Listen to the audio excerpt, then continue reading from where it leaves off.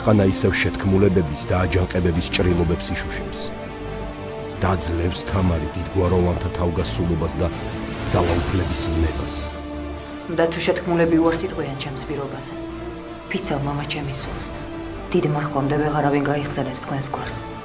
როგორ გაუმკლავდება ბუნებით უსაზღვროდ ჰუმანური მეფე ქალი იმას, რომ მის პირად ცხოვრებაშიც უხეშად ერევიან. შენც ისე გადაწყვიტე ჩემი ბედი, რომ მე არაფერი მგითხე?